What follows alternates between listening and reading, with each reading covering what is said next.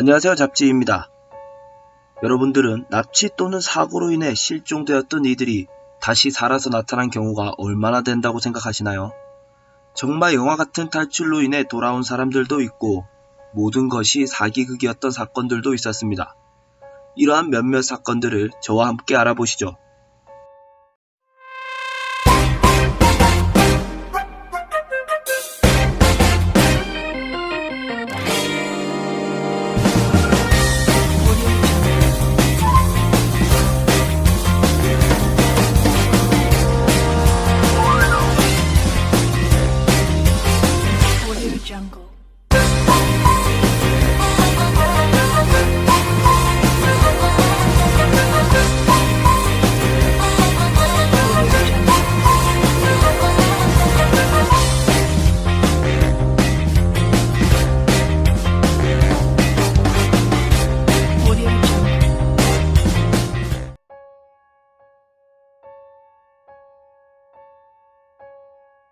여섯 살 소년이 헬륨 풍선을 타고 날아갔던 이야기는 미국 전역이 들썩였던 사건입니다. 리차드와 마유는 6살 아들 팔콘이 헬륨으로 가득 찬 풍선 안에 있다고 경찰에 신고를 했습니다. 팔콘은 50마일에 걸쳐 7,000피트나 되는 높은 고도를 비행하면서 풍선 소년이라고 불렸습니다. 사건 당시 미 주방위군 헬리콥터와 현지 경찰들이 팔콘이 타 있는 풍선을 발견하고 비행 중에 풍선으로부터 무언가가 빠져나갔다는 보고로 인해 안이 비어있다는 것으로 밝혀졌었습니다. 미 당국은 이 사건에 대해 범인 수색에 착수했습니다. 그러는 동안 팔콘은 그의 집에서 숨어 시간을 보냈었죠. 5년 후 모든 사건은 그들 가족의 자작극으로 드러났습니다. 그는 이러한 이슈를 이용 몇몇 리얼리티 TV쇼에 출연했고 외계인의 존재에 대한 공상과학 프로그램을 시작하려고 했었는데요. 새로운 쇼에 대한 인터뷰가 생방송으로 진행되는데 기자가 팔콘에게 그 사건에 대해 물으니 팔콘은 쇼를 위해 이런 짓을 했다고 말해버립니다. We did this for the show. In the day, did he hear anything? Did he hear you screaming out, Falcon, Falcon? He's asking Falcon, did you hear us calling your name at any time? You did? You did? Why didn't you come out? You guys said that we did this for the show. Oh. Okay, hold on, Brad. Cut. Record. Yeah. Here we go. 3, 2, 1. Whoa! Oh my God. Okay. Are you in? Taylor! You didn't put the Taylor down! Spider-Man! 이 영상은 당시 풍선이 날아오르는 영상인데요. 그럼 이 모든 게 쇼였다는 거네요. 아빠의 연기가 조금 발연기 같기도 합니다. 그의 아버지는 사기죄로 90일 징역형을 받았고 그들은 36,000달러라는 벌금형을 지불해야 했습니다. 그의 아내는 20일간 징역을 받았고요. 나중에 이 사건은 세계적인 사건으로 여러 짤로 돌았고 심지어 빌리 에르시에 의해 뮤지컬 발룬보이라는 제목의 뮤지컬 코미디로 각색되기도 했습니다. 아리엘 카스트로는 2002년에서 2004년 사이 3명의 여성을 납치했습니다. 각각의 여성들은 그의 차를 타고 오하이오에 있는 그의 집으로 유인되어 납치를 당했습니다. 아만다 베리는 그녀의 17살 생일 전날 납치가 되었고 21살의 미셸 라이트, 14살의 지나데 제수스 이렇게 젊은 여성 3명을 집 위층이나 지하실에 감금시켰습니다. 카스트로는 그녀들을 일주일에 2번 이상 샤워를 시키고 플라스틱으로 만든 화장실을 사용하도록 했습니다.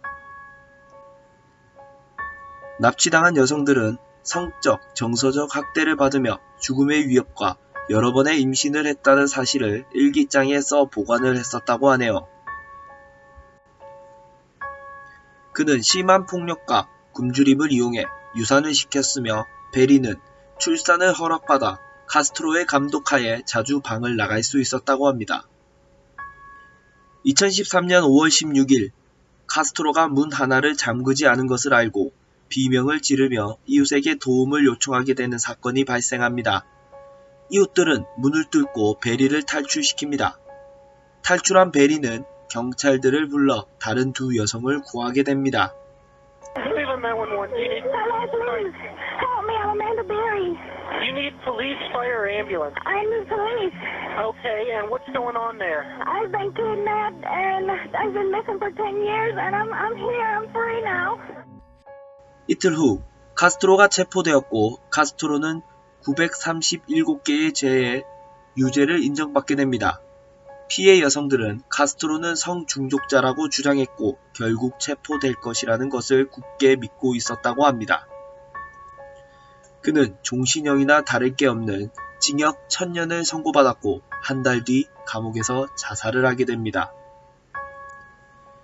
그의 집에서 유서가 발견되었는데 유서의 내용은 자기가 가진 모든 재산과 돈을 납치당한 여성에게 주도록 써져 있었다고 하네요. 2007년 12월 어느 날 전직 교사 겸 교도관은 존 다인을 런던 경찰서로 데리고 와 경찰들에게 그가 실종된 존 다인이라고 생각한다고 했습니다. 다인은 5년 전 집을 나가는 것을 마지막으로 목격됐고 2002년 3월에 그가 탔던 빨간 카약이 발견되었습니다. 다인은 실종 후 그 시간 동안 자신에게 일어났던 어떠한 일도 기억하지 못한다고 했습니다. 다행히 어떤 질병 같은 건 없어 보였죠. 다윈이 사라졌을 당시 경찰들은 그를 찾기 위해 헬리콥터와 보트 등 많은 수색과 엄청난 노력을 기울였지만 그의 흔적을 발견할 수 없었죠. 하지만 그의 카약으로 여겨지는 노가 발견되고 다윈의 카약 잔해들이 여러 곳에서 발견되면서 모든 희망이 사라진 것처럼 보였죠.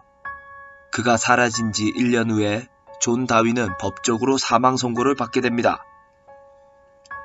그의 아내는 살던 집을 팔고 2007년 파나마로 이사를 했습니다. 나중에 그의 아내가 생명보험금을 청구하기 위해 그의 죽음을 속였다는 것이 밝혀졌습니다. 그는 2003년부터 비밀리에 그들의 집 옷장 뒤에 있는 비밀의 구멍을 이용하여 살고 있었습니다. 2006년에 파나마 부동산 중개소에서 그 부부가 찍었던 사진이 나온 것이죠. 다윈과 그의 아내가 모두 사기죄로 기소되어 50만 파운드 이상을 배상하라는 법원 판결과 각각 6년 이상 징역형을 선고받았다고 하네요. 1998년 3월 2일 오스트리아에서 10살 나타샤 캠 부시는 학교로 가는 길에 납치를 당하게 되고 그 후 8년 동안 실종이 되었었습니다. 유괴범은 창문도 없는 방음창고에 그녀를 감금시켰고 탈출을 막기 위해 수시로 구타와 굶주림을 일삼았다고 합니다. 또한 유괴범에 의해 반복적인 성폭력 또한 당했죠. 유괴범은 언제든 나타샤를 죽일 준비가 되었다는 듯 항상 손에 총을 들고 있었고 창과 문에는 폭발물을 설치했다고 했죠. 그러나 시간이 흐를수록 나타샤는 납치범에게 점점 더 많은 자유를 얻게 되고 감금된 장소가 아닌 곳에서 시간을 보내거나 밖으로 나갈 수도 있게 되었죠. 심지어 스키 여행에도 끌려갔다고 합니다. 납치범은 나타샤를 감금시키는 동안 신문과 라디오를 볼 수 있도록 해주었다네요. 그리고 나타샤는 2006년 8월 23일 대중들에게 다시 나타났죠. 바로 나타샤가 납치범의 차를 진공청소기로 청소하고 있을 때 납치범에게 전화가 왔고 납치범은 청소기 소리 때문에 먼 곳으로 이동을 하게 됐죠. 나타샤는 바로 이 기회를 보고 도망을 쳤고 이웃에게 경찰을 불러달라고 했죠. 나타샤가 탈출에 성공하여 다시 대중들에게 나타난 이후로 그녀는 자신의 일을 책으로 출판 및 영화화했죠. 그리고 나타샤가 탈출한 날 납치범은 간신히 경찰을 피해 북부 비엔나역 근처에서 기차 앞에서 자살을 하게 됩니다. 나타샤는 지금 전에 잡혀있던 집을 소유하고 있다고 하네요.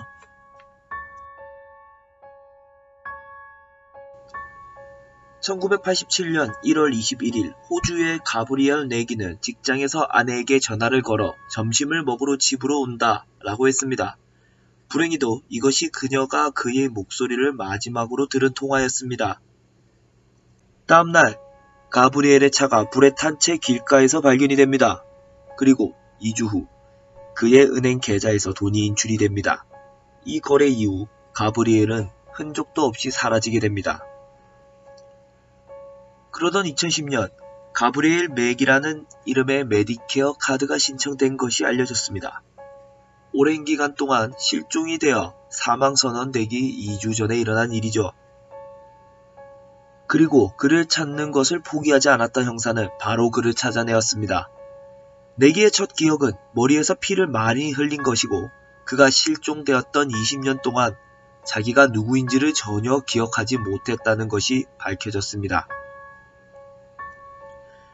내기는 그동안 교회 관리인으로 일했었고 백내장을 치료하기 위해 메디케어 카드를 신청했던 것입니다.